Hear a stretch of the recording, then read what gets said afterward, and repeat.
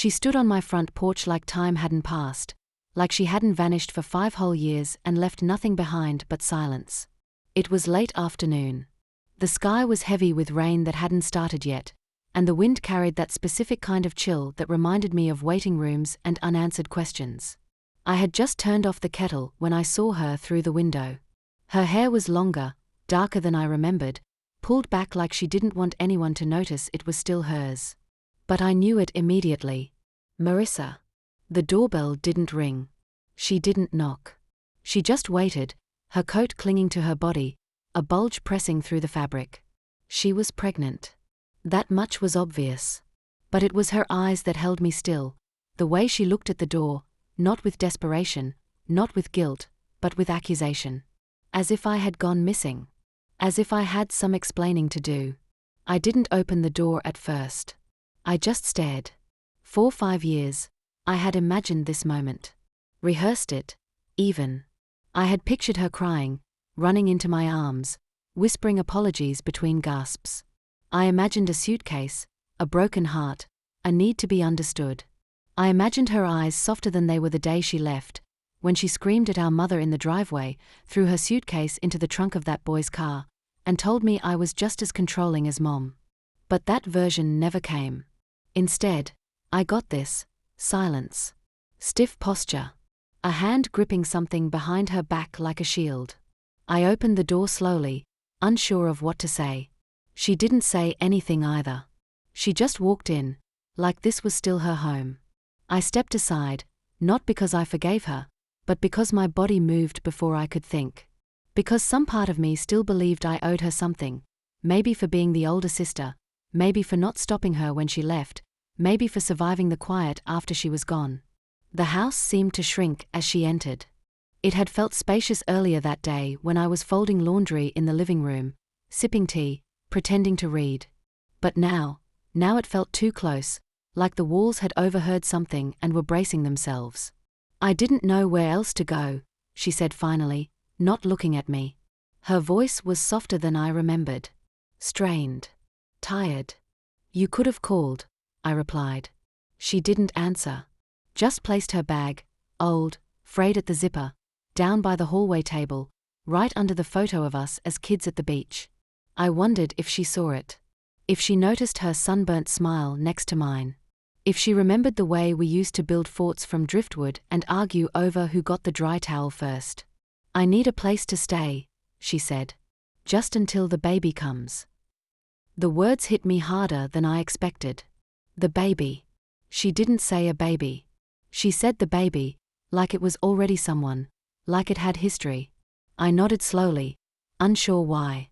Because the truth is, I didn't owe her anything. Not after the way she left.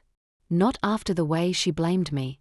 But something inside me, some old piece of family loyalty, reacted before logic could catch up.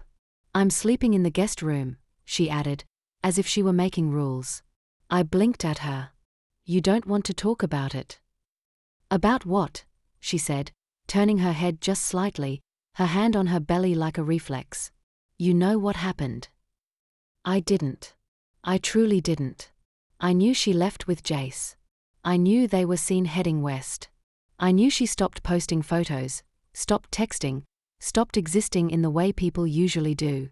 And I knew that 2 years after she vanished, Jace was found dead in a car outside a gas station, a bottle of pills in his hand, a note no one understood.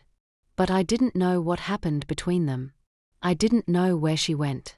And I definitely didn't know why she came back now, pregnant, bitter, and looking at me like I had something to answer for. Still, I didn't push. Not yet. I just watched her walk down the hallway, the same hallway we used to run through in socks, sliding across the wood floors, laughing so hard we couldn't breathe. Now she walked slowly, cautiously, like each step reminded her of something she'd tried to bury. The guest room door closed behind her with a soft thud. And I stood there, alone in the living room, staring at the photo on the table. 2 sisters, side by side, grinning with sand in their teeth. Before the silence. Before the screaming. Before the blame. I wrapped my arms around myself and listened to the silence settle again. But this time, it didn't feel peaceful. It felt like the beginning of something.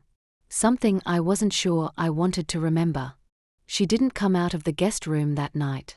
I placed a clean towel on the bathroom hook and left a glass of water on the nightstand, just like I used to do for her when she had nightmares as a kid. I didn't knock. Didn't say goodnight. There was a weight between us that made words feel useless. The house was too quiet after that. I turned off the lights one by one, letting the shadows settle where they always did. But even in the dark, I could feel her presence, like a misplaced memory pushing through the walls. Sleep didn't come easy. My mind kept circling back to the way she looked at me, the distance in her voice, the way her eyes scanned the living room like she was searching for something, or someone. And that sentence, "You know what happened." But I didn't. At least not the version she believed. Back then, when she first left, I had begged Mom not to call the police. "She'll come back," I said.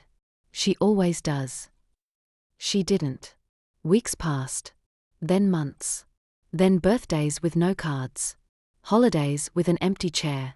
Mom stopped setting a place for her after the second Christmas. I didn't.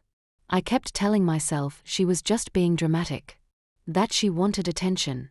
That she'd come home once she ran out of money or burned enough bridges.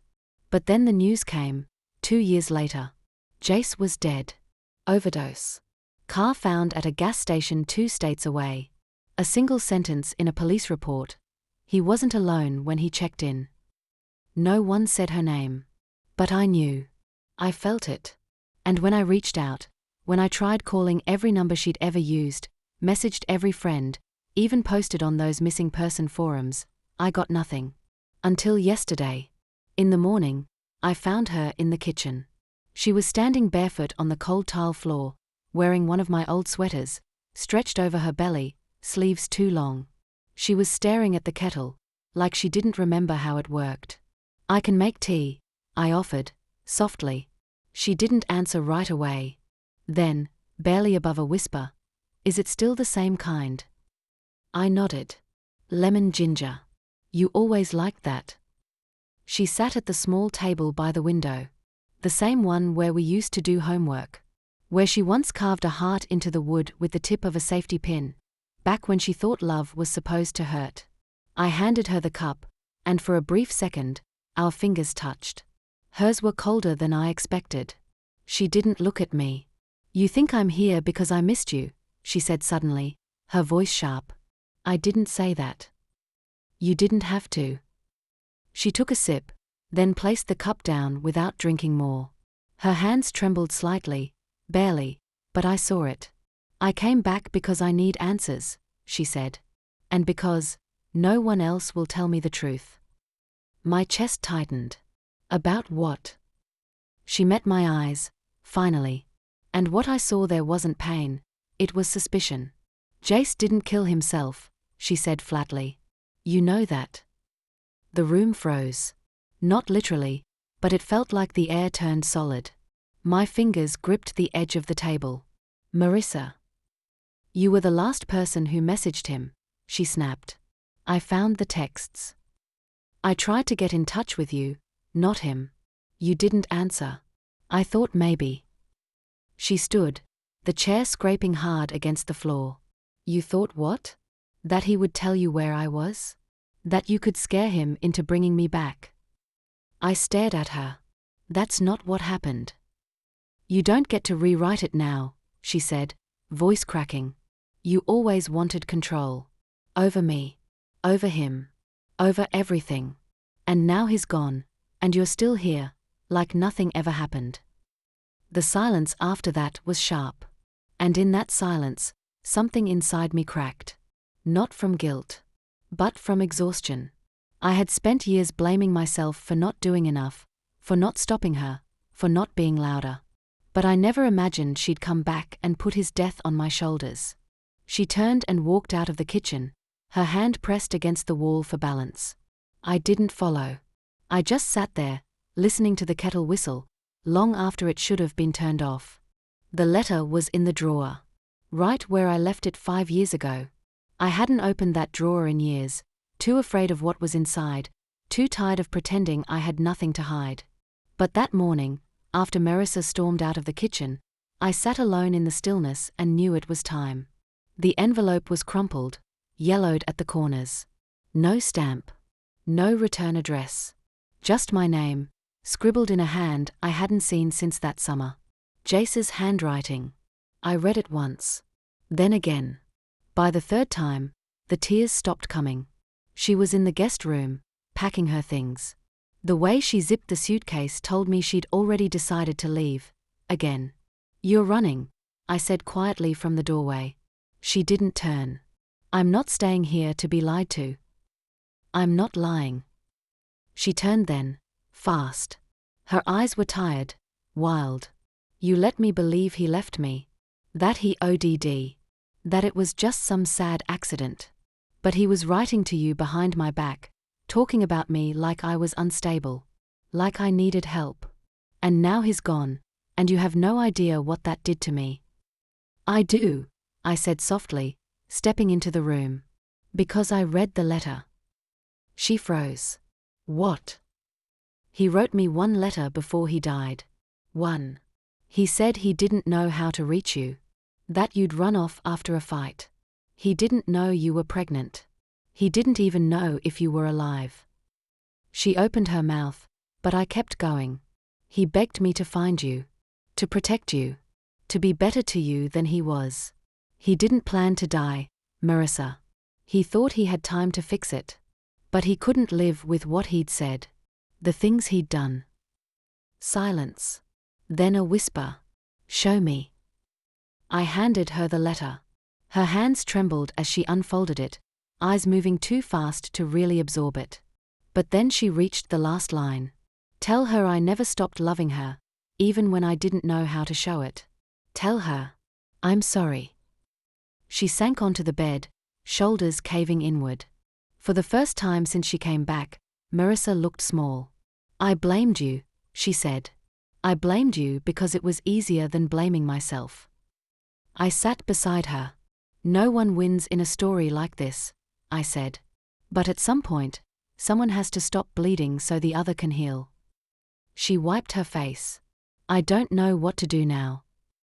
I looked at her, then at her belly. "You raise your child in truth. You stop running. You let the past stay in the past, without dragging it into someone else's future."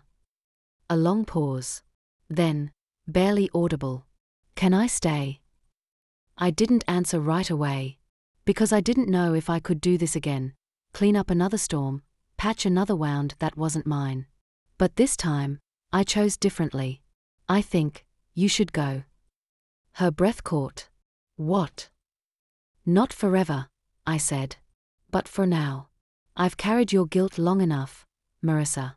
It's time you carry your own." She stared at me like I'd slapped her. But I didn't flinch. "You wanted the truth," I said, standing. "Now you have it." She left that afternoon. No screaming. No slamming doors. Just the sound of her suitcase wheels dragging across the gravel as the wind picked up. I stood by the window, watching her disappear again. Only this time, I wasn't broken. I wasn't waiting. This time, I had nothing to apologize for.